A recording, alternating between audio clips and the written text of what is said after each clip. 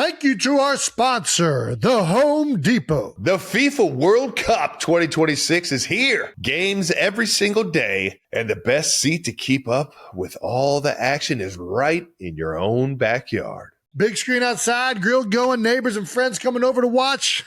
Now that's how you host. As an official supporter of the FIFA World Cup 2026, the Home Depot's got what you need to get the backyard match day ready. That's right. Whether it's a projector screen setup, string lights, little patio furniture, the Home Depot will help you make your yard the go-to spot. And with fast, free delivery on over 2 million items, you can focus on setting up the ultimate backyard fan zone instead of making trips to the store. So, as we welcome the world to our backyard, get your home watch party ready with an assist from the Home Depot. To learn more, visit homedepot.com/FIFA World Cup 26.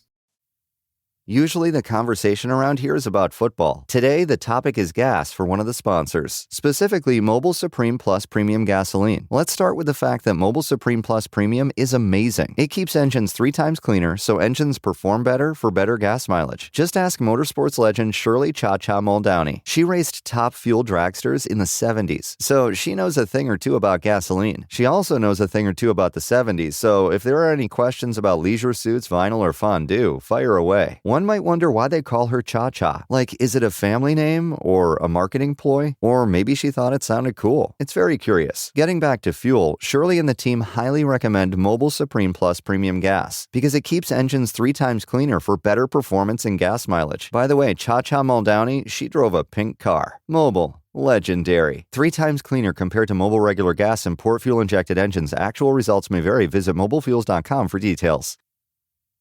This podcast is brought to you by Colgate Total. We take oral health as seriously as you take sports. That's why Colgate Total Active Prevention uses advanced technology to help prevent oral health problems like cavities and gingivitis before they start. It's clinically proven to provide 24-hour antibacterial protection with twice daily brushing after 4 weeks of use. So get a winning routine and prevent oral health problems before they start. Shop Colgate Total Active Prevention at a retailer near you. What ass do you think of when you think of an NFL player? Jason Kelsey. Ask Kylie. She knows. Kylie calls me, says I got a chicken ass. We can call her right now. Watch this, unprompted. Hello. Kai. What's up? What do you say my ass resembles? A chicken ass. Thank you. Welcome back to New Heights, presented by Wave Sports and Entertainment, ladies and gentlemen, 92%ers. We are your hosts. I'm Travis Kelsey, my big brother Jason Kelsey out of Cleveland Heights, Ohio, University of Cincinnati grads, if you didn't know. New Heights comes to you just about every Wednesday or whenever we can get an episode to you. Subscribe on YouTube and wherever you get your podcasts, and follow the show on all social media platforms at New Heights Show with 1S, and check out our official fan club at newheightsshow.com, also with 1S. Jason, tell the people what we got coming up. Well, we did a 92%ers. That's right. We got another amazing episode lined up for you guys, and check it out. Do it. Let's do it. We're actually going to bring up some huge football news to talk about. That's right. What? We've been heavy on the guests this offseason, but there is finally draft news to disclose. The Big Yeti's big new contract with the Kansas City Chiefs.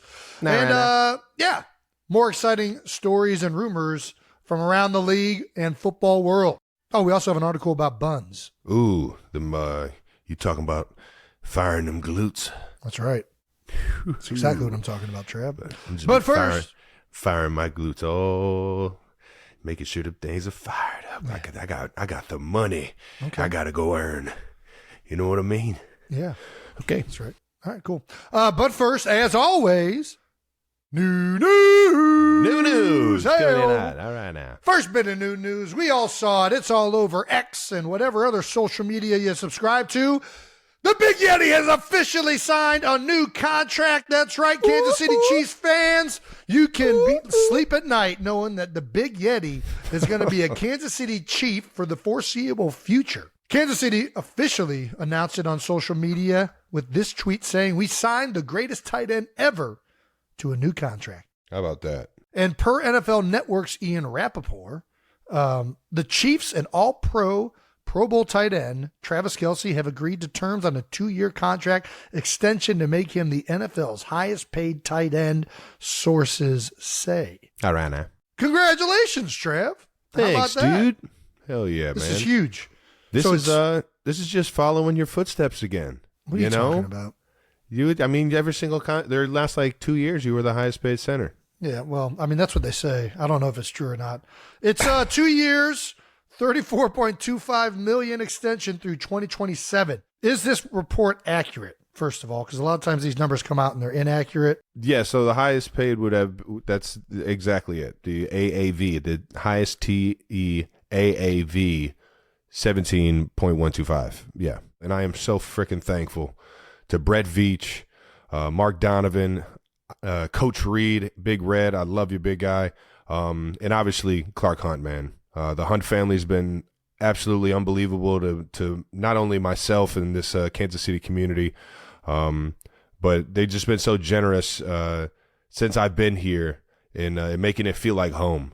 And for the past 12 years, man, I've been able to make this place exactly that. And I've loved every single second of it. And I'm going to love the next 2 years playing here in Kansas City. And we'll see what happens after that, man. But I'm so excited and I'm so thankful to this organization for getting it done and making me feel appreciated and compensated the right way. And on top of that, I got to move the needle for the tight end room. You know, it's everyone else's job to go out there and keep making that tight end AAV number go up and up with every single contract that's better than mine and in the future. And I can't thank Kansas City enough, my agents, for keep knocking on that door to see if anything's available, knowing that I'm not a guy that sits out. I'm not a guy that holds out. I'm a guy that loves coming into the building, and the Chiefs know that.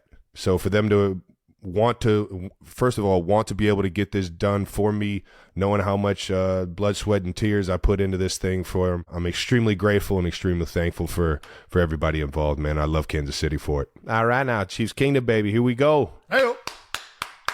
We got the nucleus together and paid, baby. Everybody got paid this offseason, man. I love it. All right, let's keep this thing moving. Jason is headed to TV land. That's right, yeah. How about that? We all knew it was fucking coming. We just didn't know which direction you're going.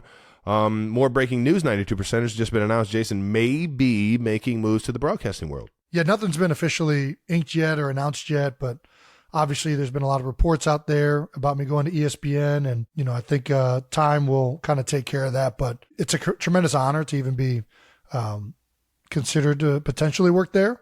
That network was everything that Travis and I watched growing up. I mean, we talk about it all the time. We had Rich Eisen on last year on the show. Man. You know, we talk about all these guys that we grew up watching, and, you know, we lived watching ESPN. Fueled our love for sports. Center. Yeah, I mean, that's before phones. That was the only way to get all the coverage. And, you know, we were glued to the TV each and every day. So the fact that I may potentially probably will be working there is pretty darn cool, man. That's awesome, man. That's some cool stuff to see come full circle, man, because we used to live and die by ESPN on that TV growing up, man. So to see you up there with the microphone in your hand. Yeah, no, I'm a talking head now officially. It's going to be hilarious, man. Well, not officially. Yeah, that's awesome, man. I'm happy as hell for you. Yeah, I did my due diligence. You know what I mean? You want to make sure that you're really looking at things, talking to people that are knowledgeable in the industry. You know, neither one of us have ever done something like this. And, you know, throughout the whole process and meeting and talking to everybody over at ESPN, it became apparent that it was really the right fit. And at the end of the day, you know, it was something that I'm really, really looking forward to this next phase. I guess it's a little bit clearer now, which I'm certainly excited about. You know, I know to some degree who I'm working with, and think very, very highly of all of them.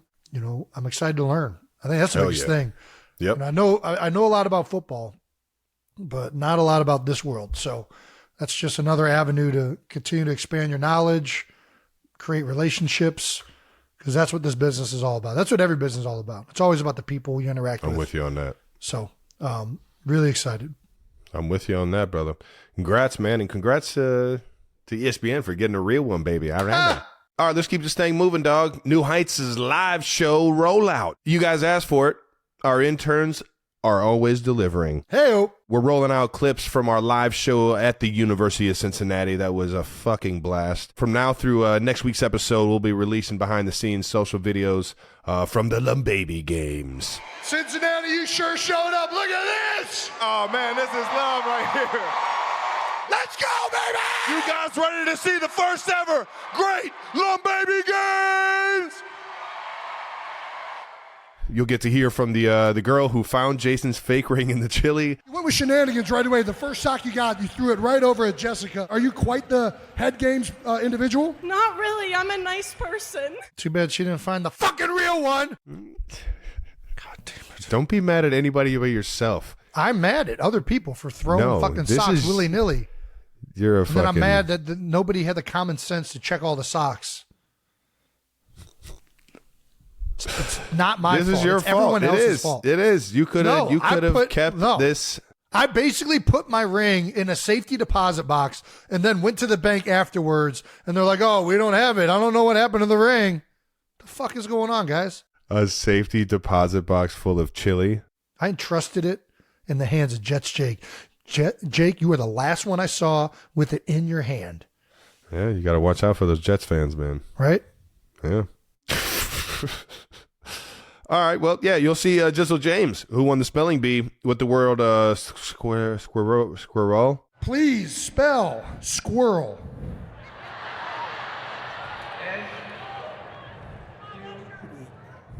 Yes. Yes.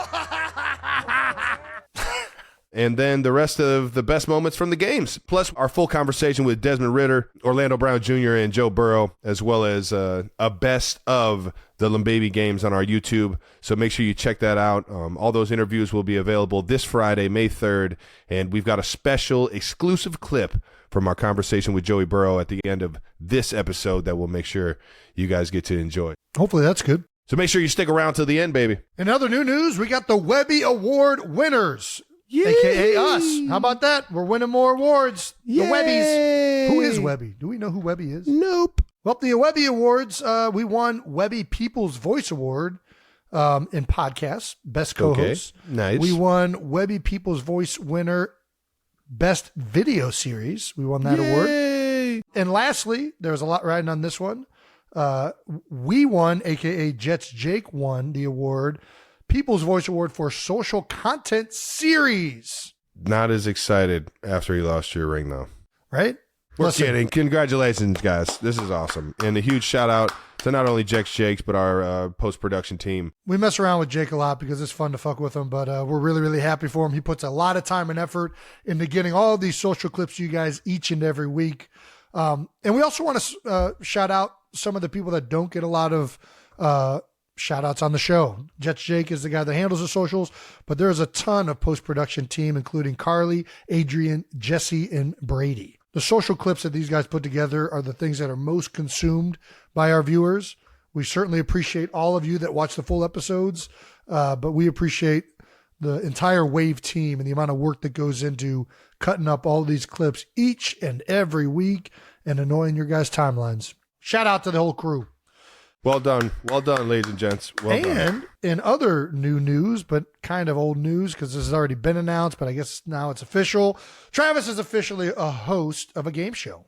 Yeah, we you didn't get a chance to talk head. about it last week, but yeah, Travis is hosting a new game show called Are You Smarter Than a Celebrity? Yes, sir. In the show, an adult contestant will rely on a classroom full of celebrities from stage, screen, and sports to help them answer 11 questions on a range of subjects pulled from elementary curriculum in an effort to win a $100,000 prize. That's actually pretty good. It's nice how you just laid that out there like that. It's pretty good. Was that perfect? Yeah. Better than I could have ever. So 100,000 was the top prize for this game show? Yep. Did anybody win $100,000? Can you disclose that? I cannot disclose that, but Okay. it Right. is. There were some fucking exciting moments? contestants. Yes, Love that. It was a blast, man. It was a blast shooting it, and to be honest, I always wanted to do something with a game show. Me and you, we not only was it ESPN, Game but Show it was Network? also Game Show Network, dude. Nick Gas, Nickelodeon games dude. show? So many good game shows, and I always wanted to be a part of it, whether I was a contestant, somebody helping out, or hosting one. What was your favorite game show? Price is Right. It doesn't matter. It's untouchable. It's hard. It's hard to beat. I literally used to, whenever I would like not want to go to school, I would just tell mom that I'm sick, and then she would make me chicken noodle soup, give me some Ritz crackers, and at 10 a.m. just watch I game would shows. be able to watch The Price is Right, and then Family Price Feud is Right. was right after that. Was it Family Feud? I thought there was another one with Wayne Brady that I don't know if I forget he what was that the one that one was doing it was. though. No, it was later on he ended up doing it. But there was another one backed up with Price is Right because I remember watching. I think Maybe it was Family Feud. Yeah, I'm pretty sure it's Family Feud's at 11 and Price is What Right about at 10. on the something Game like Show that. Network? Let's Make a Deal. Is the Yeah. Wayne Brady one? The Game Show Network though had older ones. Old ones that I can't even remember what a lot of them were even called. I just loved watching them. My favorite one by far, and I'm trying to remember the name of it. He had a really skinny microphone. Oh my gosh. Match Game. Loved the Match Game. Match Game was Remember that awesome. one? Yeah. They had the 6 celebrity contestants up there, and you had to try and match it. They've tried to reinvent it, but nothing has gotten to the charm of that original one. Yeah. I also like Card Sharks. Card Sharks was a good one. Card Sharks was good. The grocery store. What was it? Oh my gosh. Supermarket. Sweep. That was it. Supermarket Sweep was electric. Thank you, Brandon. So many good ones, man. You know which one I never got into was the one with the little creature, and you'd hit the button and go dee doo dee doo dee doo dee doo dee doo dee doo, and then it would stop, and it would be like either you got like the, I don't know, it looked like the guy from that video game. Pressure Luck. Yeah, Whammy. Oh, no the whammies. whammies. No whammies. Yeah, I remember the whammies. Yeah, you can say you weren't into it, but you definitely watched it. Oh, I watched all of them. I mean, it was better than whatever else was on TV at that time of the day. And that's not even naming all the kids shows that we watched on Nickelodeon. The Nick Gas game shows are far better. Let's be honest. I mean, Legends of the Nothing Hidden Temple. comes close to Legends. I watch Legends of the Hidden Temple with my kids. Now Still I you watch throw it. 'em on? Oh yeah, That's too my good. favorite thing to do: put Legends of the Hidden Temple on, and then you place bets, and you got to go right off the bat. All you get is just a flash glance at the guys, or the team. Purple Parrots, no, that ain't it. Red Jaguars, not it. Silver Snakes. I got Silver Snakes. I'm going Silver Snakes. You're hilarious. Anyways, congratulations on hosting a game show, Trev. Oh, thank you, man. I think it's I think everyone's going to really enjoy this one. It's on Amazon Prime. So it's streamed. For those of you that don't know what Are You Smarter Than a Celebrity is, off of Jason's explanation right there, it's basically Are You Smarter Than a Fifth Grader, but with instead of actual fifth graders up there, and them getting questions wrong, and you kind of feeling bad because a kid's up there and you just got a question wrong on TV. It's a celebrity, and now you can make fun of them because it's funny to make fun of adults and not kids. I mean, I think it's really important we make fun of kids. Personally, I'm with that. Maybe not shamefully. Maybe not making fun of them on TV where it lasts forever. It's important. It's not. That's not public humiliation. That It's something that everybody should have to Not endure. that public, though. Not that public. Listen, we are every single day publicly humiliating ourselves in front of millions of viewers of this podcast. Nobody can humiliate me more than me. You got to be able to laugh at yourself. Anyways, Everybody, make sure you check out Are You Smarter Than a Celebrity when it comes out, whenever it comes out, because I don't know when it's going to come out. how about this? Mama Kels got on the Today Show yet again. Mom is, I mean, she might as well host this fucking thing. Dude, You kidding me? Our final bit of new news, Mom was on the Today Show to share some Mother's Day gift ideas, and she was also asked if the two of us are good at Mother's Day gifts. Are we gift givers? oh man, she needs to share me some. Don't ask Kylie. I am a bad gift planner and giver. At least she was honest and she didn't just fucking just keep us in like we're unhuman, you know? They're like, everybody, you can't be good at sports, and Jason, you can't be good at reading and then good at gift giving. You gotta be shitty at something. I can't be good at dancing and be good at gift giving. I can only have one of those. Because that's your gift. My Of gift giving is to dance and watch people. to show people Enjoy. what true expression looks like. We should just send Mom gifts of us dancing for Mother's Day. For a gift, you are going to get a GIF. What do you get a woman that has everything? You know, Golly. It's hard. What do you get? She really likes black and white. Mom wears a lot of black and white sequenced clothing. She actually looks lovely right here in this picture. She always looks lovely. She looks lovely up there. She's big with black and white. I'm starting to pick this up. So I think Dude, I'm in on it too. I think if we got I'm not something gonna lie. black and white, She'll go with pop a color here and there. she will. She knows- I mean, she knows what she's especially doing. red. She definitely wears a little bit of red. Oh yeah. She likes red. Pop it in there. I'm not gonna lie. Kylie was the first person who made me notice that Mom likes black and white. It's good, man. It's slimming on TV, Yeah, I just on camera. She gets I it. never noticed it, and then Kylie said it one time, and every single time I see Mom, she's in black and white. Mom, you got to switch it up now. Jason caught on. She's like Cruella DeVille. We got to get her like a. Don't fucking call Mom Cruella DeVille. Mom's a saint. She's an angel. I'm just saying, she's got similar fashion. Do you remember any gift you've given Mom or Kylie for Mother's Day? No, and I owe Kylie an anniversary day gift. I'm not gonna lie. Okay. All right. I'm almost a month post due on that. Mm-hmm. We were doing the Cincinnati live show, and it distracted me. Damn it. I got to come big with something. I got faith in you. You'll make it up. So they make it kind of easy with the anniversaries. I don't know if you know this, but there's like themes of each anniversary. What, of like the number? Yeah. So like what at anniversary 5, I think it's like, I can't remember. I think it's wood or something like that. Who is they? Who did this? I mean, this the same sounds like a people made up that holiday. Probably made up Valentine's Day. I That's don't what know. I'm saying. This sounds like a made up holiday. It's a traditional. Did you read this in a gift. magazine? Did you It's pop open a available- Cosmopolitan it is magazine and just available start on the going down internet. the? It's available on the internet. A lot of people Oh, so subscribe to it. Nice. There's like traditional gifts for years of your wedding anniversary, There's and it helps no you narrow way. things down. There's no But way this year- everyone. This year, the gift is iron. If you got to get her something iron, just get her a sword. Make her a sword, Jason. I mean, I don't think she'd be into it. It's the thought, isn't it? That's what they all say. Yeah, I mean, I wonder. Okay, Something is better than nothing. that's a good point. Right now, I got a sword is definitely better than what I've currently gotten her. God, it's a sword for Mother's Day. Am I supposed to stab you with this, Jason? It's in order if she ever wants to break the covenant we've made with the Lord, she can use her sword. That's beautiful. That's poetry. It's very symbolic. That's poetry. Yeah. Oh man. All right. Well, we got to be better. Mom, I'm sorry. We owe you a amazing Mother's Day gift. We love you. Now I got to get it to Kylie before this episode airs on Wednesday. So I right. got to move fast on this sword. You'll figure it out. I'm proud. I got confidence in you. Oh yeah, back to Mother's Day. I don't know. I haven't thought of anything for Mother's Day. I usually do hydrangeas, some type of flowers, chocolates, and a card. There you go. And then Mom, I don't get her. She gets a text, a heartfelt Mother's Day text. We'll try and sugarcoat it. You don't fucking give anybody a heartfelt text. We'll figure Mom, it out.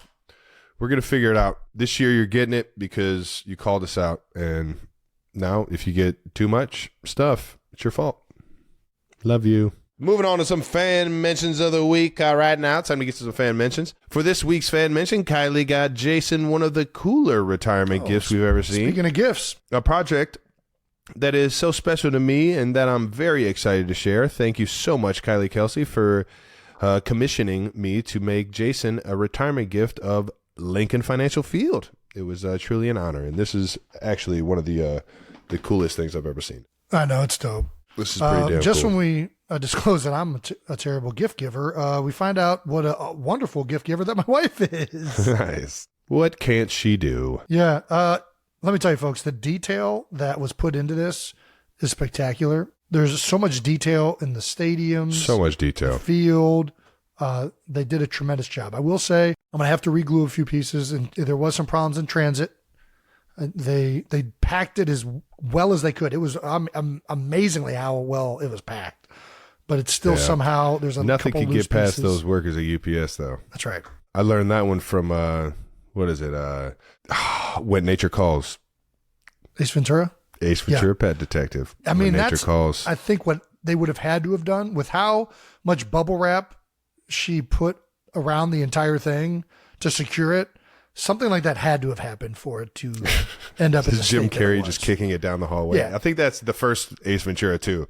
That's not the When Nature Calls. I mean, listen, it's very fixable. It's not like it's major We just got to re-glue one of the stadium sides back to the thing. And then there's one piece that I don't really know where it goes, to be honest with you. It's kind of hard to tell. But yeah, we'll figure it out. Kylie wrote on Instagram that she first reached out to this artist 2 years ago. I guess I've been telling her I was going to retire for like 5 years. So that makes sense. You've threatened retirement since probably your third year in the league. Yes. I've had a love-hate relationship with offensive line for my entire existence. For my entire existence. I love it, but I hate it. But then I love that I hate it. It's kind of like a masochistic viewpoint of life. I don't even know what you just said. So, yeah, we do have a spot that we were going to hang it. There's a lot of stuff happening behind me. We're in the process of kind of doing a bunch of spring cleaning. We just cleaned out the entire basement. Oh, I'm so proud of you. We hired an organization company. Oh, it's the best. Yeah. It's the best. I mean, we had to. Shout out to all the ladies that helped me out here in KC. Because we are just like, it is so hard.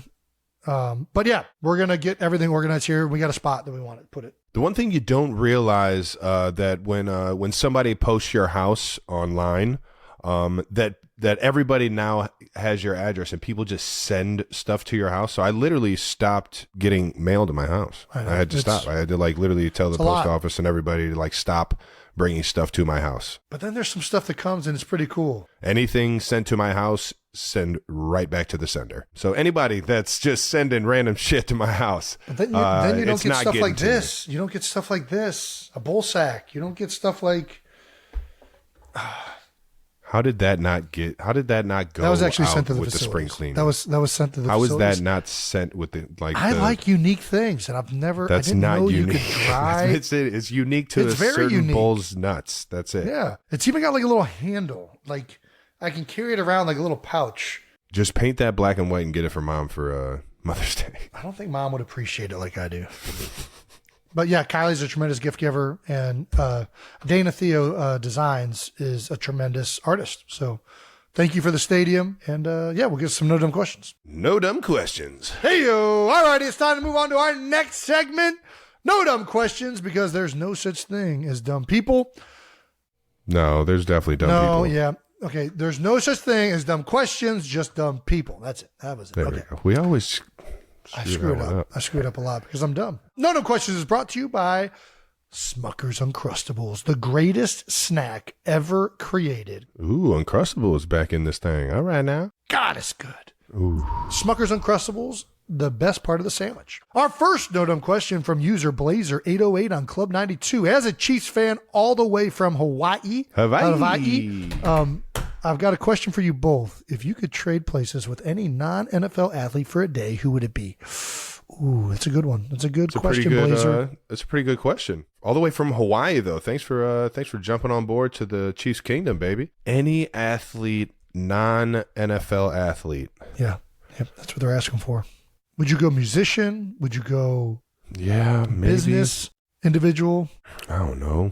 Author, politician? I probably go somebody that nobody even knows is alive. That's a good point. Yeah, right. That way you could just be. Who would be the most interesting? You know, the most interesting. Okay, would you trade places with a guy or a girl? Would you go What? girl? No, just I to would see stay what it- guy. I would stay But- guy. Have you never wondered? Not once. Not once, man. Fair enough. Okay. Me neither. I've never wondered that either. I definitely do, man. So it's only a day. Because if I was going to trade for an extended period of time, obviously you go young. Because Wasn't you have this more- a movie, Trading Places? Wasn't this a movie? Yeah, I think it's also like Freaky Friday. It's been a ton of movies. It's it's big with Tom Hanks. This is not the first time It was like a somebody's thought Disney of this. movie where somebody wished upon a well or something like that. I mean, it happened. Yeah, I mean, this is a question as old as time. The question is, we get to actually choose it. Usually, it's like a surprise. We get to choose anybody. Oh, but it's still an athlete. It's Well, it if can you be. could trade places with any non-NFL athlete for it. So it's an athlete. We can't just switch it. Yeah, I was just reading it as like not an NFL athlete, as in anybody else other than an NFL just athlete. non-NFL. So it's an athlete. Which one would it be? So we're saying that we have to pick another athlete. Yes. Okay, that helps narrow it down. If I'm picking another athlete, I probably would pick a retired person because then you wouldn't have to work at all. You just kind of get all the fame given to you. Damn it. You're taking this all out of I'd probably context, pick Jason. Jordan or Wayne Gretzky.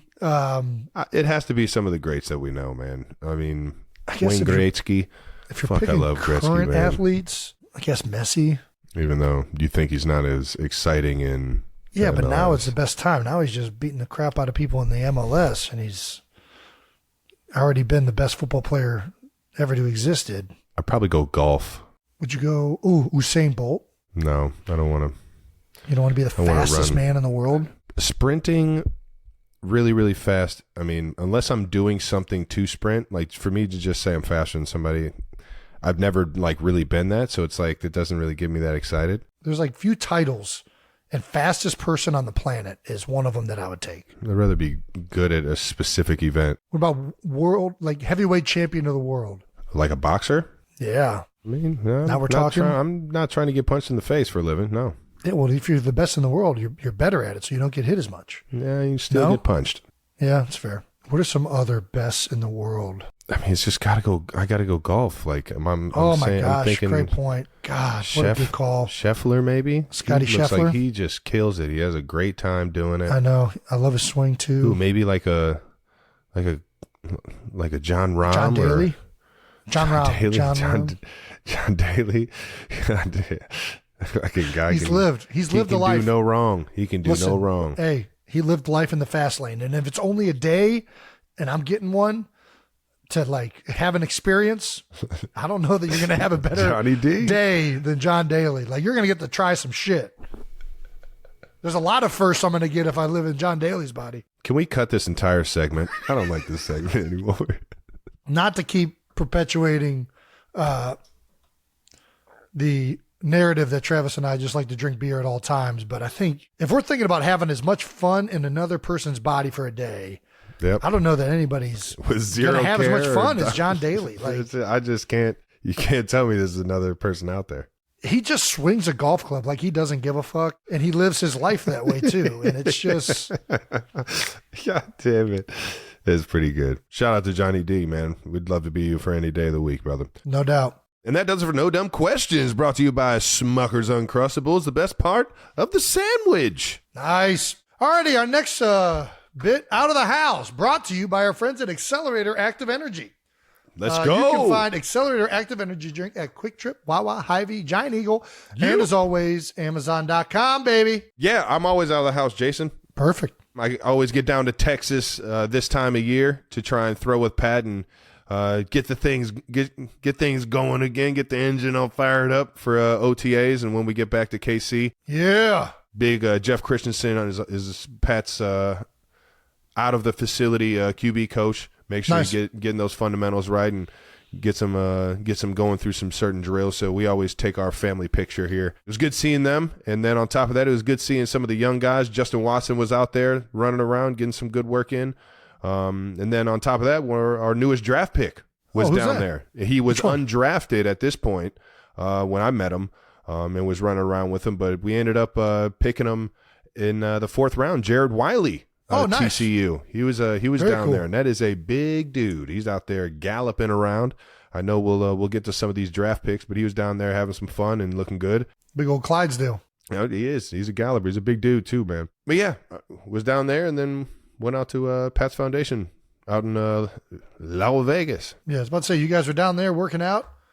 Then you went straight to Vegas to attend the 15 and Mahomes Foundation Gala and Golf Outing. Back to the scene of the crime, baby. Scene of the crime. What's the scene of the crime? The Super Bowl. Oh, yeah. I got you. Yep. It's always fun, doing something exciting and getting everybody together for a great cause, man. And 15 of the Mahomes, what Pat and Brittany Mahomes do for the community in KC, in their hometown community down there in Texas. It's just awesome to see how much money they could raise and how much support he gets everywhere he goes, man, because of how great of a guy he is. And it was awesome seeing a lot of the other familiar faces like Whitworth, Joe Hayden, Chan Parsons. I mean, it was a stud crew this year, man. Rob Riggle was up there having a blast. Eric Stone Street, you name it, man. We had a bunch of really cool cats. Got to see JJ Watt for a little bit, man. Shook his hand, told him we got to get on the ice. We got to get the boys on the ice, man. So hopefully the Kelseys and the Watts can team up and have some fun hitting the puck around a little bit. Hell yeah. It's always fun when you get somebody like Pat that can reach so many different lives, and he's so relatable and he does things the right way. And that money is going to really change some lives. So it was cool. Yeah. Well, they got this clip of you chugging beer out of the trophy. Did you win the trophy? Is that why you were chugging? Come on now, baby. Travis, are you actually good at golf? I don't lose in Vegas, Jason. Are you good at golf? I don't lose in Vegas. What is your handicap? My handicap's probably an 8. That's 7 or an 8. That's much better than I was expecting. That's pretty good. It's getting lower and lower every offseason. Last year, I was probably about a 10 to 12. This year, I'm right around an 8. Dude, every time I think I got it figured out, I go back to the course and just look like shit. Well, you were chugging out of the trophy, and I got to say, for a guy that is as good as chugging as you are, this is embarrassing. Yeah, it was bad. It was bad. I had also chugged out of the second and third place trophies right before I chugged with my team. So that was on a full stomach, and that was painful. Yeah, you can tell. You were in that same mold as dude, me down at the shore. Right? Oh my God, dude. That air pocket's just sitting right there. It was so bad. I didn't necessarily have an air pocket, but my shit was filled to the brim. Yeah, you were trying to hold it down. I get it. Yeah, and I'm not going to say whether it stayed down or not, but it was definitely an absolute blast. Steve, Ricky, the whole gang, their wives were joining us along the course. It was just an absolute fun group, and sure enough, we came away with some hardware and made a good contribution to some kids, some 15 of them homies foundation, baby. Well, you guys were also throwing balls inside, which is a big Ed Kelsey no-no at the gala event of this. Oh yeah, and yeah, I mean, luckily you caught this one-handed snag right here because that might have taken out a nice old lady. Could you imagine? You brought back the Viva Las Vegas chant. Who doesn't like that? Viva! Viva! Las Vegas! He put some heat on it for being an indoor throw. He had faith in you.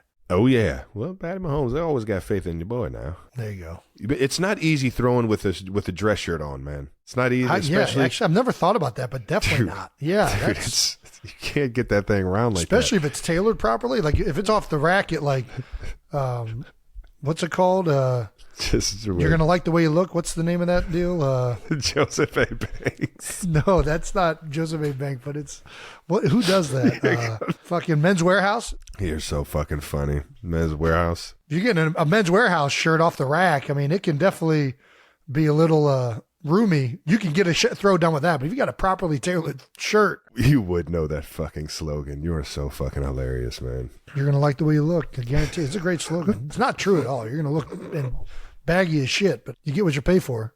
Don't you fucking put that. No, don't put that. The Men's Warehouse does a great job. Some people like it baggy, Jason. Shout out to Pat and Brittany Mahomes for always, giving their time and their efforts, not only to their family, but for everyone else, man. It's the best. Does Men's Warehouse actually guarantee that you're going to like the way you look? Like, if you don't like the way you look after you buy it, can you return it? Because it's... And that does it for Out of the House. All right. Well, as promised, we're going to talk about some football now. How about that? Hey, we're finally NFL getting to draft recap. As you guys may know, there was a little something called the NFL draft in Detroit last week, and it broke a record. The draft broke the NFL's all-time attendance record with more than 700,000 fans. Get a job, Detroit. How the hell are all you guys people finding time to go to a draft? Well, Jason, because it's the start of a new year, and that's what it really is. I think it's the start for every franchise fan base to get excited about not only their young talent, but, just what their roster looks like moving forward. And that's exciting. And who doesn't love to see everyone's dreams come true? Because as we know it, whether you're a 3rd-round pick or a 6th-round pick, you getting drafted is a dream come true. It's the best. And, yeah, so it was extremely, extremely awesome to see the outcome that Detroit had. I loved watching it on TV and seeing how many people showed up to that thing. I thought Detroit did it great. They started it off with Barry Sanders and Jared Goff and the gang. Can't forget Calvin Johnson. And then Eminem. Are you kidding me? Detroit did it right. I thought it was awesome. Listen, you're right. The draft is amazing. It's one of the coolest events that the NFL puts on every year. I just can't help but think that this is why we're losing the auto wars to Japan, because all of our workers are going to shit like this. But it's fine. It's all right. It's cool. What the fuck?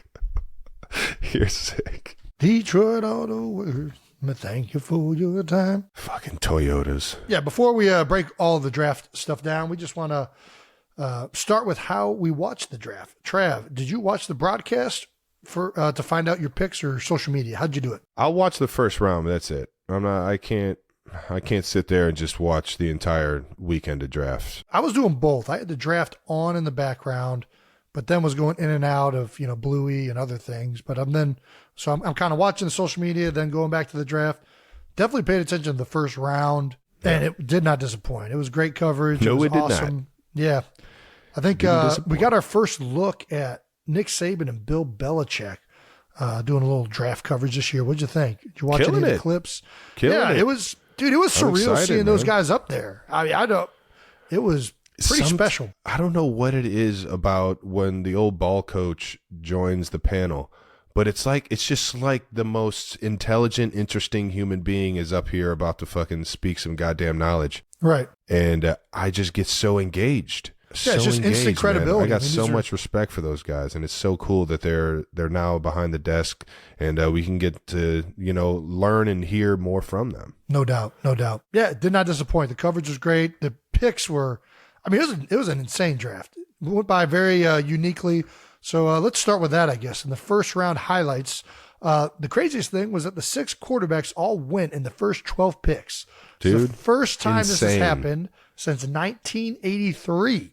That's an offensive league now, boys. It is. The 6 quarterbacks that were taken in 1983 were John Elway, Todd Blackledge, Jim Kelly, Tony Eason, Ken O'Brien, and Dan Marino, which I think most of those guys panned out, right? Definitely Dan, Jim Kelly, John Elway. I feel like Tony Eason had a decent career, right? I can't hear. Just the names kind of rings a bell. Yeah, I was born in '89, so I wouldn't know. He played for 7 years. Solid career. So obviously this year we had 6 quarterbacks taken. With the first pick overall, Caleb Williams goes to the Bears and the most predictable pick of the day. And the second pick, Jaden Daniels, goes to the Commanders and the second most predictable pick of the day. And the third pick, Drake May to the Patriots. Caleb Williams had a tremendous career over at USC. Obviously, Heisman Trophy, just tons of notoriety and talent, going to Chicago Bears, which has not had the most success at the quarterback position. Obviously, Justin Fields, everyone was excited about. Mitchie Trubisky. Their last first-round pick, Mitchell Trubisky. They have been in a drought at the quarterback position for some time now. I don't know about a drought. I thought. Well, they've had a lot of guys that have been talented. Both Trubisky and Fields got a fucking.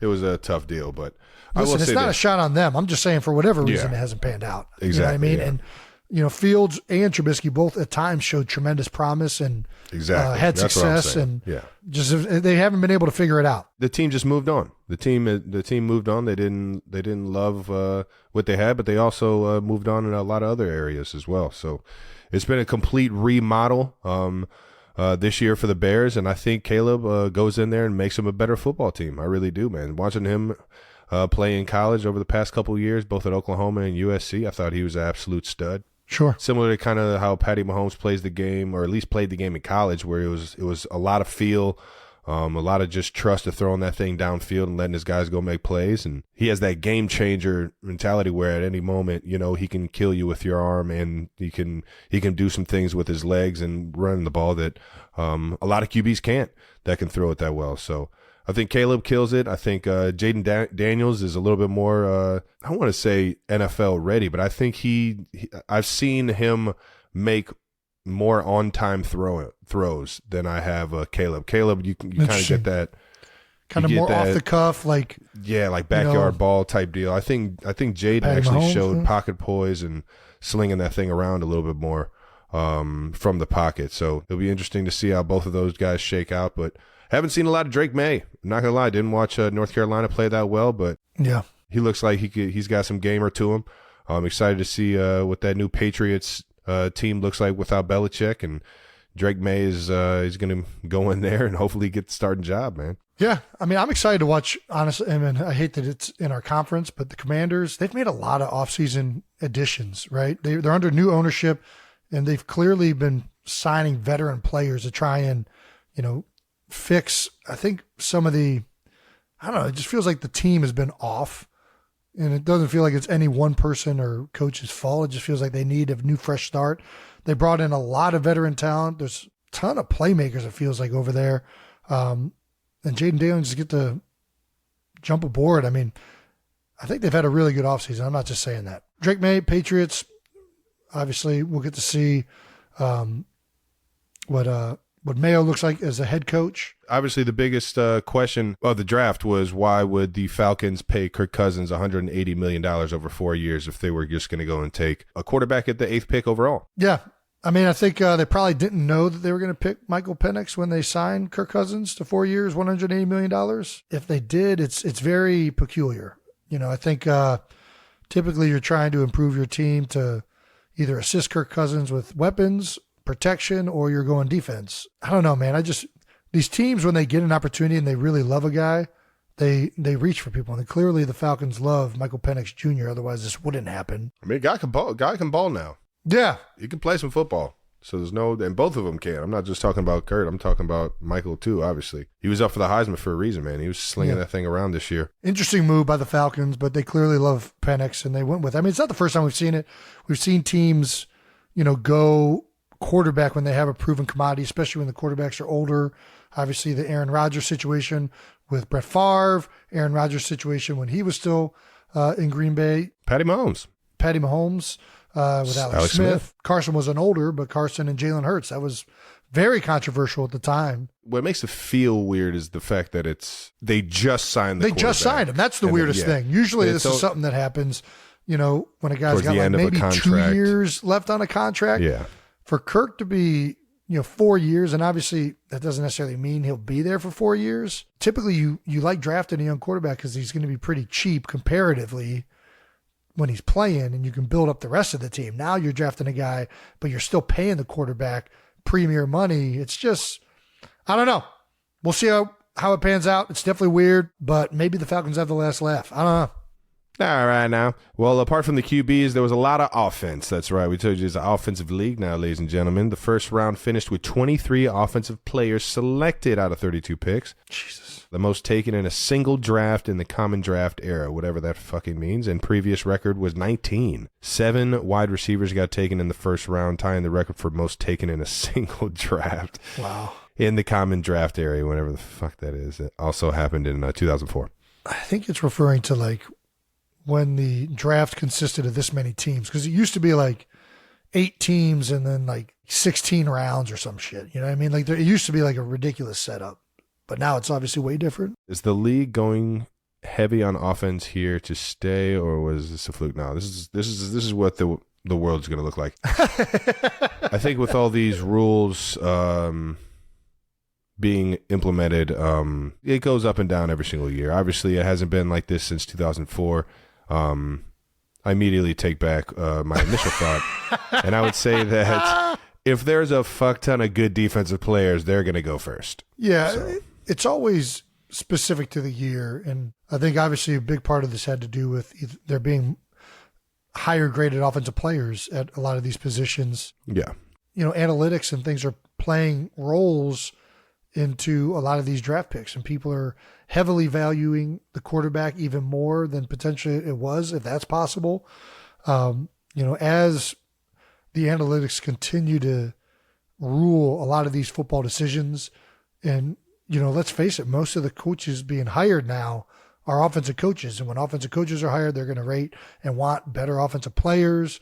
The league has definitely shifted to being more offensive driven. And part of that is, based on the rules, it's a more offensive game. It's more high powered. We saw that revert a little bit this past year as defenses had a little bit more of an upper hand, especially early on in the season. But it feels like offense is continually being more heavily valued. But as with anything, I think Travis is right. It goes in cycles. It goes in waves. Defense will have its shine once again. All righty. Chiefs draft news. Before we get into the draft, in big signing news, Big Red is staying home. It was announced the Chiefs extended Coach Reid along with GM Brett Veach and President Mark Donovan. Yeah! According to the NFL Network's Tom Pelissero, Coach Reid's extension runs through 2029. I guess they can stop talking about him retiring anytime soon. And makes him the highest paid head coach in the NFL. Reid, Veach, and Donovan have overseen the team together since 2017. Yes, sir. Yeah. Coach Reid and MD have been together since 2013 when Coach Reid got here. Veach was also a part of it, but Veach became the GM in 2017. And Veach was with Reid when he was in Philadelphia. Awesome to have them in the in this organization. KC, you guys just, I don't know if you guys know how freaking lucky you are to have these three at the helm, man. On top of Clark Hunt, but I mentioned it earlier on how appreciative I am of being in KC. These three guys, they make a lot of shit happen that make this organization as good as it is. So congrats to those guys on getting the deal done. Happy as hell. Well done, boys. Let's keep on chasing these titles, boys. Chiefs end up trading up 4 spots in the first round and select a wide receiver from the University of Texas. Are we doing that now? Is it not? Now it's the University of Texas. Xavier Worthy at number 28. I'm pretty sure that only works for Ohio State, but whatever. Brandon, just stop. I will say this, though. Xavier Worthy is the fastest man to ever run the 40-yard dash at the Combine. He is a 4.21 guy, which is unheard of. Yes, he is. It's looking like Pat has another extremely fast man to throw the ball deep to. Or just get the ball to in his hands, because a lot of his highlights you see, he catches the ball and he's splitting defenders and making guys miss, man. He's an all-around football guy. He's not just track speed. Yeah, I was going to ask you that. When you see a guy run like a 4.21, do you go and try and look at how he runs? Can you tell right away whether it is track speed, like just top-end mechanics are pristine, or can you tell just by watching him run and like throughout the entire 40 if he's going to be able to change direction well? Obviously, when you look at other drills, or what do you think, Trev? The only guy that I've ever seen run a 40 and was like, yeah, that guy is DK Metcalf. He ran that thing like a Clydesdale. He was dude. He fucking dude. That's what I'm saying. He's the only one where I've ever seen a guy run a 40 and be like, fucking that guy. They tell you not to fight the ground, and he fought the ground and won. Yeah. Like every step. It was impressive watching that. I was like, God damn, this guy's applying some force into that turf. Obviously, everybody saw how fucking quick lightning speed Xavier was. When you turn on the film, on the field, his speed translates. He's catching the ball. He's fearless going over the middle. He's a punt returner.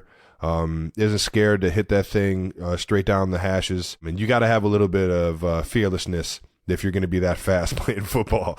No doubt. Getting hit at speeds like that is a little dangerous. You look exactly like you do in Madden is exactly what Xavier Worthy told Andy Reid during his top 30 visit. That's funny as hell. These kids nowadays, well, I tell you. You ain't lying. These graphics nowadays is what I should have said. Man, these graphics are fucking...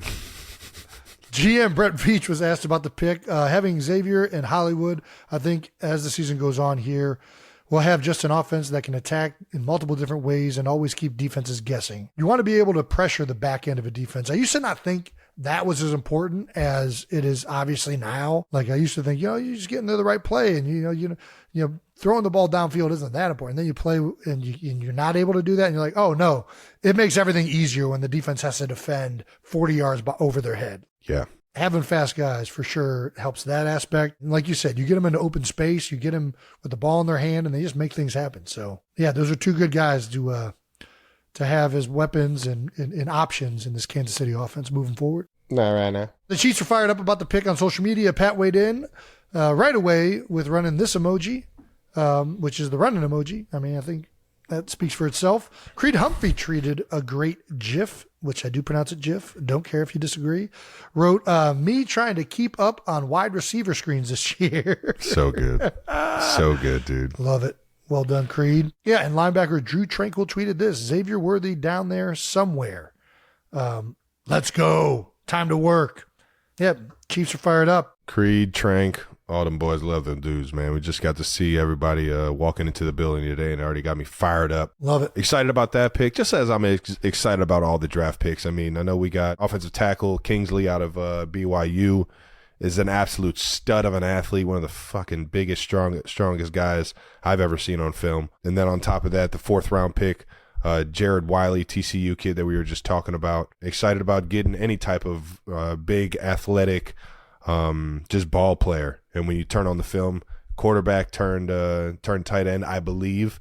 Those guys typically pan out, as the history says. Yeah, I know a guy or two. And I'm always excited about getting new guys in the building.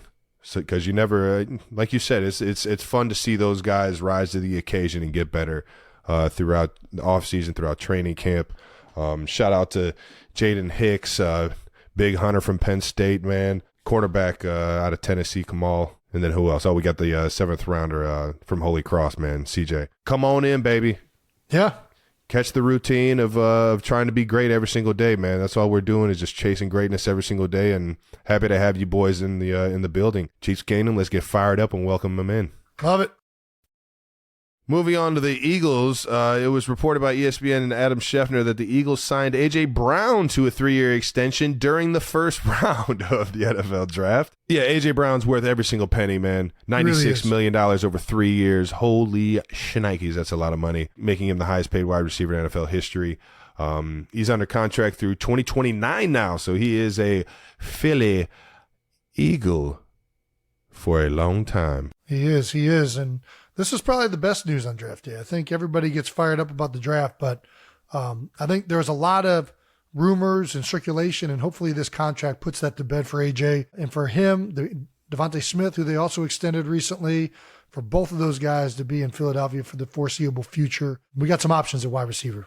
So congrats, brother. Way to go, Swole Batman. Swole Batman. Hey. All right. Well, in the first round of the actual draft, outside of the big news about A.J. Brown, we actually had the Eagles select a Toledo cornerback. That's right. Kenyon Mitchell. How about that? Is that how you pronounce the first name? Quinyon Mitchell. Sorry about that, Quinyon. I can't read, so don't hold it against me. 6 foot, 195. I mean, I love it, man. Toledo is a little MAC ball, baby. That's right. I love the MAC guys, man. There's something about MAC football. The majority of the schools being from Ohio. I just feel like those guys just got a little bit more grit, a little more grind to them. And when you watch this guy play football, man, he's a physical dude. Feels weird to say this with how the season ended. I really don't think there were a lot of needs for this Eagles roster. They've reloaded in free agency. They've re-signed a lot of their players that they needed to. The big areas that I think were left untapped, they obviously have been vocal about they wanted to improve the secondary. That's been something that they've wanted to get, and they get it right away with the first round pick. And boy, did they. I think this was a lot of players or a lot of people's top rated player in the draft this year at the cornerback position. Right away, you saw him being praised by Nick Saban. Nick Saban talking about he was trying to get him out of the portal to Alabama. A guy that doesn't have a lot of negatives outside of the fact that he played at Toledo. One of the other things people say, hasn't done a lot of man coverage, but obviously the Eagles are more than happy to see all of these things throughout the process.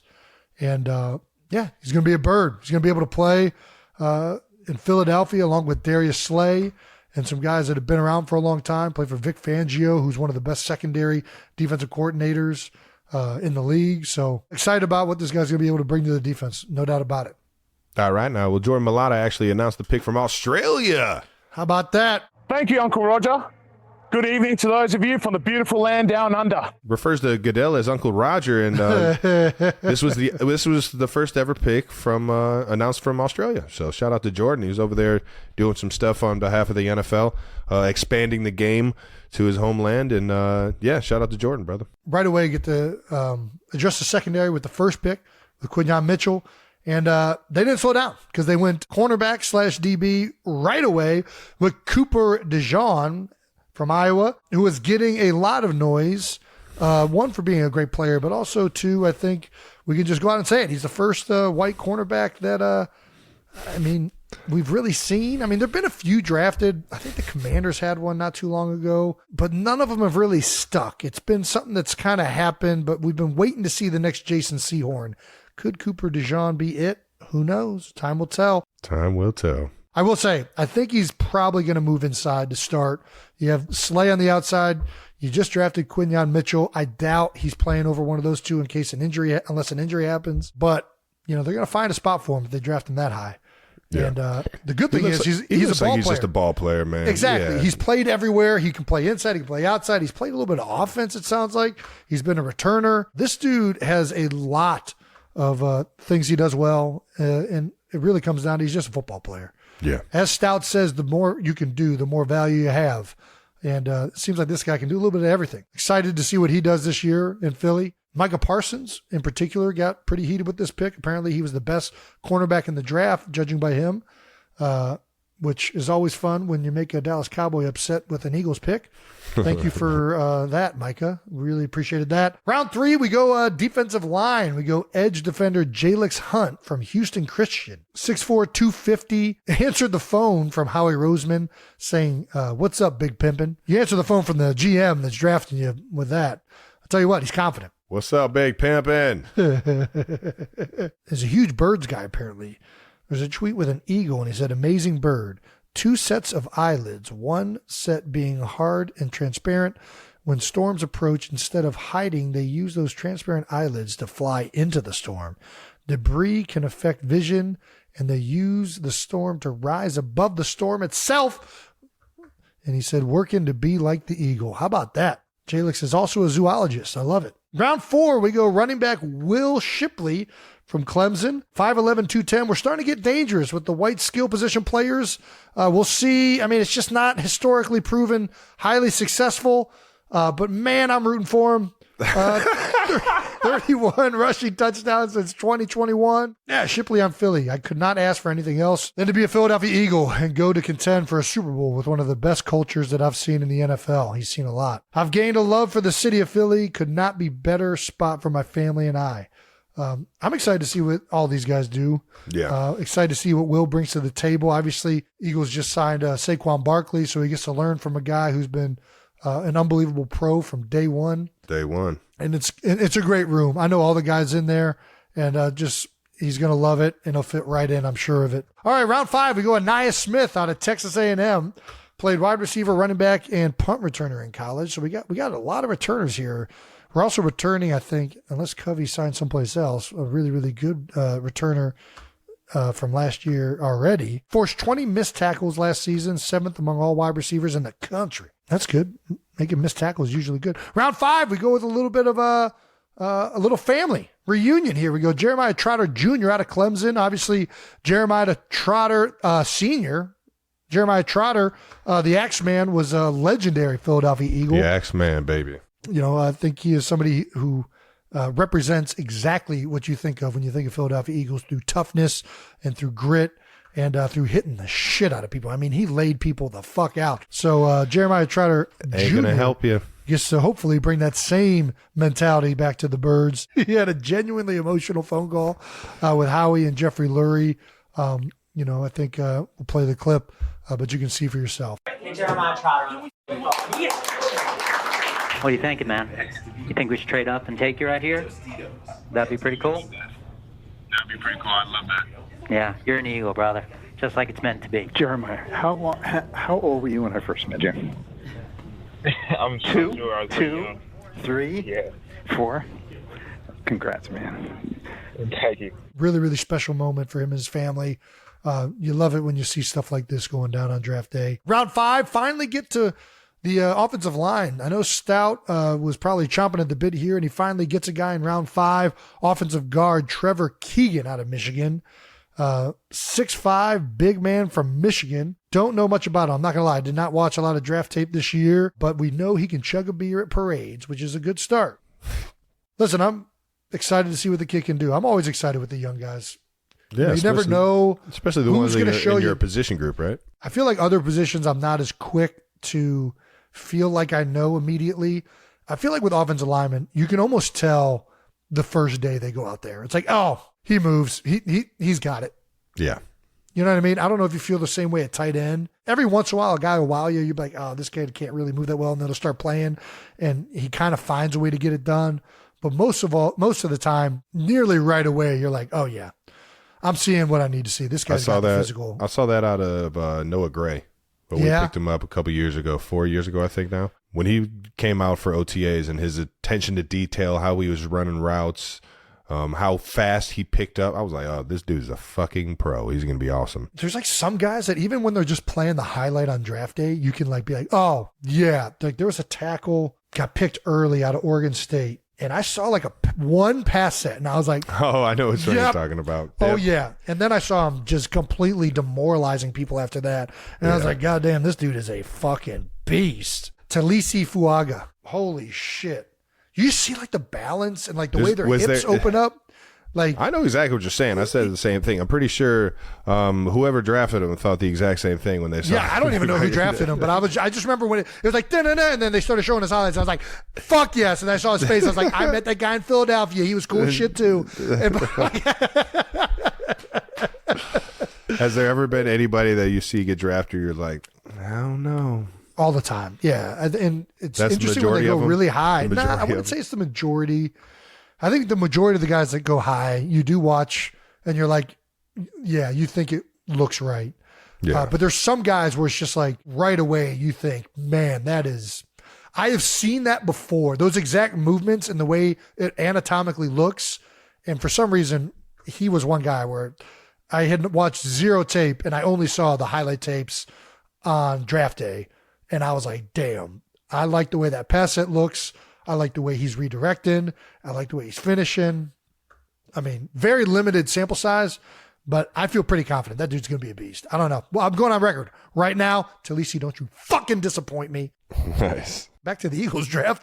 Eagles, what fans want to know about that? Round 6, we go receiver Johnny Wilson out of Florida State, who ran a 4.5 240 at 231 pounds. That's a heavy receiver. That's a big body right there. It's a big boy. Seems like he's staying at receiver. Nick Sirianni seemed to hint that he would not be moving to tight end. God damn, 6'6", 231. That's a big boy. Big boy. And then round 6, we go with the Jason Kelsey selection at pick 190 and Dylan McMahon, the undersized center, 6'3", 299. One pick before yours truly.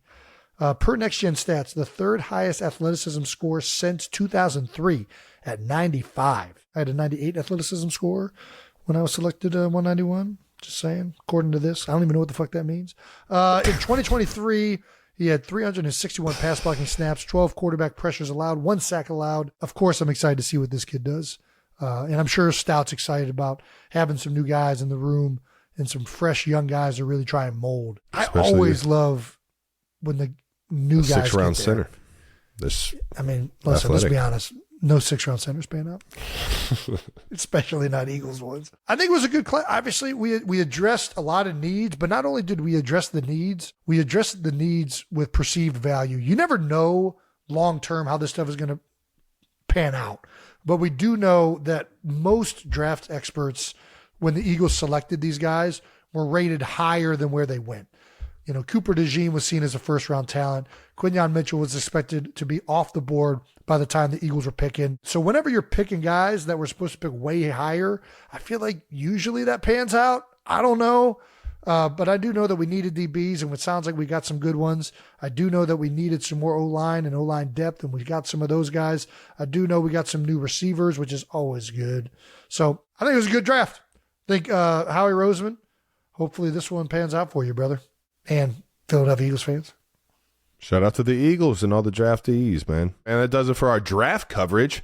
So hopefully these young guys will go in these next 2 weeks, get comfortable in KC and in wherever they got drafted. I'm not just talking about KC and Eagles, man. All the draftees, man. Come in, work hard, brother. I might go down to rookie minicamp just to check it out. Dude, it is chaos. It's not even football. It's not even football. I love watching it. I enjoy it because I like to see how people react to fucking up. Like when the hand clap happens? Hey, big hand clap. Just like you drop a pass. Damn it. Ah, gosh. The palms up. Don't let me see you with the palms up. That's a big no-no. No palms up. And lastly, in draft-related news, it looks like evaluating players actually is Buns plays a major role in scouting NFL talent. That's right. Cult of the Caboose, an athletic article that was released a couple weeks ago, I think, by Josh Kendall of The Athletic. Marks us, making us question our use of the term buns. We usually say it in a negative way, but it turns out ass is all these scouts are looking at. With the headline, a high butt factor might be an NFL draft prospect's most prized asset. That's a pun. The old asset. The article quotes several coaches as they talk about the importance of literal buns when it comes to scouting players. I love a good buns pun. Yeah, we got to talk about some of these quotes. First up, Nick Saban explains a Bill Belichick scouting philosophy. Bill likes to look and see how big their ass is when they get down in a 40-yard stance because he wants to sign the biggest ass defensive lineman he can sign. I mean, I'm not going to lie. I think that's a good strategy and a savvy move by the old ball coach, especially defensive line. There's something about a big ass that just like helps you really anchor. I will say I don't like a sloppy ass. I like a tight ass. I don't want it to be big and sloppy. Like you don't want it running and it jiggling too much. You want it to be a firm big ass. If you got a caboose back there and you're fucking holding the line, it's bad when you got the big sloppy butt and you're getting moved back. Yeah, that's not a good look. It's like bouncing up and down like he's twerking in the club, right back to the linebacker. I want that firm ass sitting there, nose guard, right at the line, just big old wide hips. Falcons assistant GM Kyle Smith. One of the first things you learn getting into scouting is the anchor. Big asses, big rear ends, and posterior chain. Back and ass and hamstrings. That's how you anchor. I think that's pretty accurate. I think that's pretty much it. I will say there's certain positions where I like it to be more proportionate. Like I think sometimes if it's an offensive lineman and their ass is just like a big bubble butt, it's like their balance isn't as good. Like it's got to look proper for offensive line. It's got to look proper. But for defensive line, I mean, such a good bit. I mean, for defensive line, they can look about as ass heavy as possible. I don't think it matters. I mean, it usually pans out. I think this is very true. We also got tons of Coach Reed quotes on asses, including this one from punter Dustin Colquitt. Coach Reed is quoted as saying, punters have to have big butts. As soon as you start to look like you're going downhill from a physique standpoint, you're out of here. Keep that ass going. Coach Reed, I mean, he has the quote for you where he said, you lose your glutes, you lose your games. Now he's taking it to punters. I never thought in a million years it mattered if punters had big asses, but apparently. Posterior chain, baby. Yeah, but you're using, that's a hip flexor movement. What does an ass have to do with a punt? No, you got to think about what the force you're putting in with the leg that's in the ground. Yeah. You know what I'm saying? It's like a driver, I guess. The bigger the back end is of it, the more power that it exerts through the ball. There you go. I would think quads would make whatever. I think this is all very accurate for certain positions. I do think that, you want more shapely and proper proportioned asses for most of the positions. But defensive line, I mean, you want a big ass. I mean, when I think of defensive line asses, who do you think of with defensive line asses? What do you mean? What guys? Every defensive lineman ever? Every nose guard? I will say Vince Wilfork. Vince Wilfork had a small ass, and he was a monster. Well, I mean, there's always the anomalies. He had the big gut, but his ass really wasn't that big. It was kind of. Or his gut was so big that it just made it look like he had a regular ass. No, he had those athletic legs though, because Vince could actually move. That's what was different about Vince. Most of the guys with big asses aren't great. I mean, you have Javon Hargrave. Javon Hargrave has an enormous ass, but he's very explosive and moves well. That's rare for the big ass. The big ass is usually just like gear one. They stay in gear one. They don't get up to gears 2 and 3 very often. Not as much knee drive. That's why. Yeah, you're limited from a mobility standpoint of getting those hips engaged. You kind of just sit that ass back there. I mean, I think of B.J. Raji. B.J. Raji had a big ass. The refrigerator Perry, he wasn't so much that it bubbled out. He's just a wide ass. Bo Allen had a big ass. Honey Bobo. Shout out to Honey Bobo. Honey Bobo's fucking. Dude, yeah. He looked like a baby rhinoceros out there with blonde hair. You know who I really think of the most, though? And not many people are going to notice this guy's name. Terrence Knighton. His nickname was Pot Roast. He played for Washington for a couple years. I forget where he was at before that. I'm not kidding you. He's the biggest. I mean, he was over 400 pounds at one point. I remember playing him, and it held up. It was hard to move him. That motherfucker, goddamn, he was a load. This is an accurate assessment of asses by some of the all-time greats in coaching. I mean, posterior chain, man. Explosion. Yeah, I mean, it's exploding in multiple ways. That does it on our non-draft news right there. Yeah. Thank you, Jason, for your diagnosis of the caboose. And shout out to the gentleman at The Athletic. What ass do you think of when you think of an NFL player? Jason Kelsey. I don't have an ass, Travis. Dude, you know that. Ask Kylie. She knows. Kylie calls me, says I got a chicken ass. It's exactly what she says. No, it's... I swear to God. We can call her right now. Watch this, unprompted. She's not going to pick up. No chance. Hello. Kai. What's up? What do you say my ass resembles? A chicken ass. Thank you. I'll see you in a little bit. What is that? Okay, bye. I'm just going to bring it home. The food? Yeah. And the kids? Yes. No, I'll leave the kids here. Bring the food. All right, perfect. All right. I'll see you in a little bit. Okay, bye. Do chickens have glutes? I think that's the point. She's saying basically that there's nothing back there. It's just flat. She ain't looking at the same ass. I just know it's powerful. That's all I know. It does. I will admit, it's hard to tell where the back and the ass starts, but it's got some power in it. All right. Well, that does it on our non-draft news and the caboose. Commissioner Goodell's idea of NFL scheduling. He was on the Pat McAfee show and talked about some potential scheduling tweaks he'd like to see in the future, which typically means it's going to fucking happen. The highlights were moving to a 18-game regular season.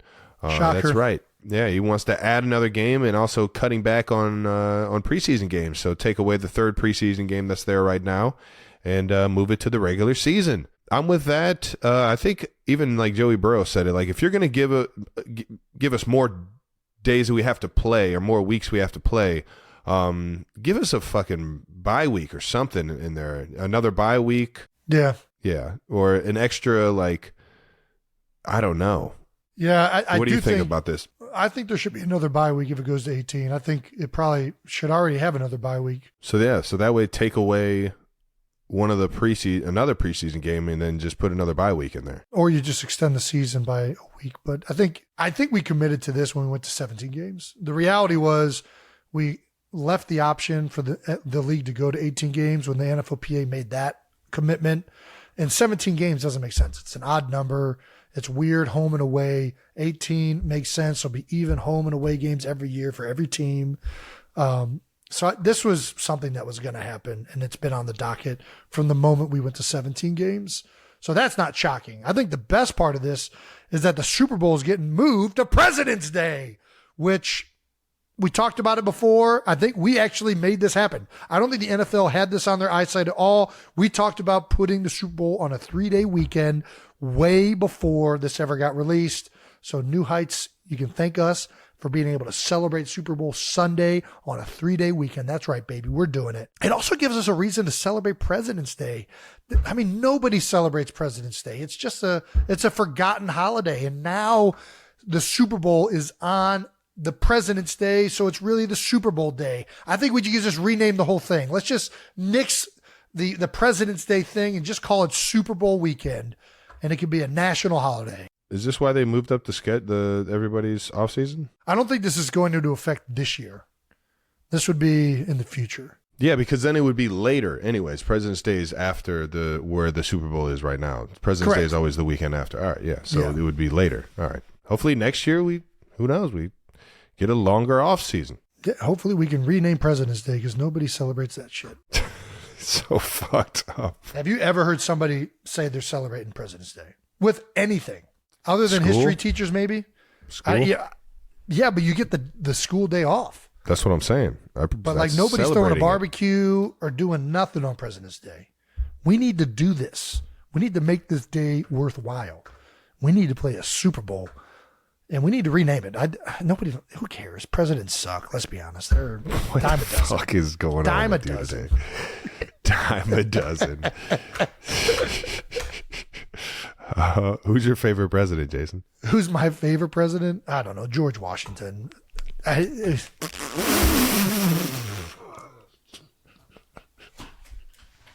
Teddy Roosevelt seemed like a badass. All right, now 92%ers, on to something a little bit more joyous. Before we get out of here, we want to share an exclusive clip from our conversation with Bengals quarterback Joey Burrow. That's right. Yeah. We talked to Joe Burrow at our Cincy Live show, and here's a fresh look at how that conversation went right now. Fit in right with this show. We're going to get to some of these old tweets we found of yours. Okay. We're going to have a little bit more fun with this one. Oh, shit. We got some old ones. Let's tune them up. You want to see aliens, right? Where's it at? Dude. Show me the aliens. I mean, where are they? Like, I'm with you. You know, they say they're walking right among us. that's crazy. Unzip yourself, Orlando. I mean, I feel I'm not no alien, dog. I feel like if they are advanced enough to come and visit us, then they're advanced enough to cloak their technology from us, and we won't be able to see it. So maybe people we know about it, maybe we don't. But I feel like somebody's got to know. There's aliens among us. You're talking to two guys who heard aliens our entire lives. From Ed Kelsey. Big Ed Kelsey's here as well tonight. Yeah, Where's Big Ed at? He's probably talking to him right now. Yeah, he is. Wait, I keep getting points everywhere. Yeah, I know everyone's pointing. Big Ed Kelsey, everybody. Give it up for Papa Kelsey. I got to say, until I see aliens or UFOs on something that's not like the worst video ever, come on. Like, I agree. I got to be a little bit more evidence before I get full. Dude, that's why they're so good, though. Like he said, they can, like, I hear you. They can It's make good it logic. blurry. I'm not They gonna can make it deny blurry. that. Them, I mean, the they're Loch Ness not- Monster can make it blurry. So can the Big Eddie. We're not going to The Big see Eddie it on can an make iPhone camera, dog. Yeah. Like, no. Shiesty knows something. The Chinese can send them freaking balloons up over us. What are these aliens going to do, right? Jesus. All right. You're also Back on top. pro-taunting. I am pro-taunting, yeah. So am I. Why are you pro-taunting? We're all grown adults that work really hard at what we do, and sometimes we like to show it. I'm not gonna get my feelings hurt if somebody sacks me and taunts me like, you made a play, I didn't. Like, good for you, you're allowed to taunt. Like, Have you ever gotten the taunting flag? I've never got a taunting flag. No? How many you got? At what level of football? He's throwing a flag. He's throwing. I mean, that's my favorite one. Throw the flag at the ref. Fucking You can get a little feisty out there. just a wee bit. Yeah. I have Trav gonna talk that shit. anger management, and I talk entirely too much. Yeah, I do. Actually, one of my favorite taunting penalties that I got. Yes, I do have favorites. We were playing the Eagles. My first time playing it actually on the field against the Eagles in Kansas in City. KC. The year we won the Super 2016. Bowl, we did lose that game. Yes, that was the last game you guys lost that year. So we played them, and sure enough, it's a low-scoring game. We could have moved the ball too well on them. Smitty handed that thing off to Kareem Hunt, and it was me and Brandon Graham talking shit the entire game. BG talks major shit. He will, and it was before I knew BG all like that. And then, sure enough, he got a little win. You know, they come in like hockey subs on the defensive line. Yeah, it's some bullshit. And sure enough, he went off for a play. I hemmed up the D lineman that came in for him on one back power, which if you guys don't believe I can block, I blocked. I was gonna say, you were blocking? I was, and I did my job. And I felt so good that I thought I'd run over to the sideline and tell Brandon Graham to bring his ass back out here. Hey, what happened? Well, I got a flag for going to the sideline and talking to the sideline. You can't do that, kids. And then Brandon Graham continued to throw me around for the rest of the game. BG, little pit bull. Who's the best shit talker that you played? You already talked about Fletcher Cox. You're welcome to the NFL. BG's known for. Is there anybody else that's really up there for you? Not really. No. That's fair. What about you, Orlando? You played against Max Crosby, right? Yeah, he wasn't talking when we played him, though. Oh, Max, what are we doing? I'm pretty nice to the defensive line. Smart. So people aren't really talking to me like that because I'll just be like, Joe gets it. Hey, nice good play, play, nice man. play, Good man. play. I'm not trying to get hit like that. Smart guy. I would have to say biggest shit talkers. I've played with him at the top of my list. I got a story for him too, but BG. Yeah. And then our guy Trey Henderson. Trey. Holy shit! Shout out Trey, man. Love it. What a bad man. Yeah. Hell yeah. But Trav's gonna talk that shit. We were playing Denver one time Sunday night, and he comes in motion. This is mid cadence, wide 80. He comes in motion back and forth, and my DN's wearing goggles. And as he comes back across the guard, he looks at the DN. He says, "Man, you got on fucking goggles? Oh, this guy's got on fucking goggles. Wide 80 son." I'm like, man, this is Trav gonna talk. He gonna talk that talk, man. That's amazing. Guy couldn't even fucking see. Blind as a bat. How much does it determine who you're playing? Like for me, I was like, I always was feeling it out. Like, okay, am I gonna be nice to this guy? Am I gonna talk shit to this guy? Like, what am I gonna do to get in his head? Like that was one of my favorite battles. Of like, you would figure out guys, especially when you played him multiple times. Like, hey, if I'm nice to this guy, it's gonna change the way he plays.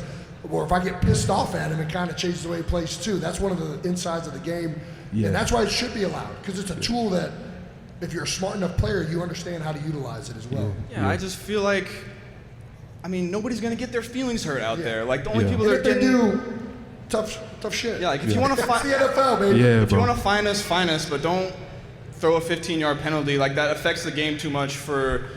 I feel like we should be able to show our emotions and wear our emotions on our sleeves because we work so hard for what we do. Let the boys play. Make football fun again. Let us talk. It's an emotional sport.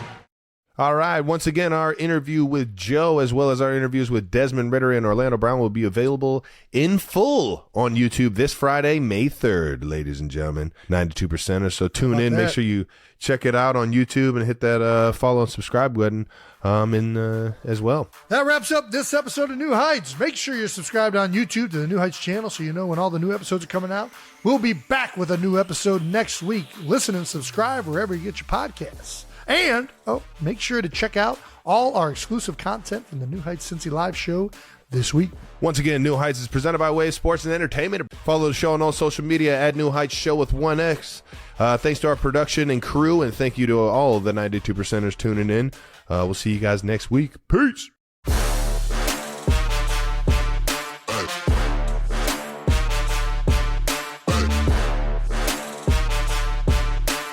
So I just asked my assistant, can we find a sword to give Kylie for our anniversary from a blacksmith that we can etch our wedding anniversary on and get it here by Wednesday? We'll see what she says. Listen, Emily makes shit happen. I'm just going to say.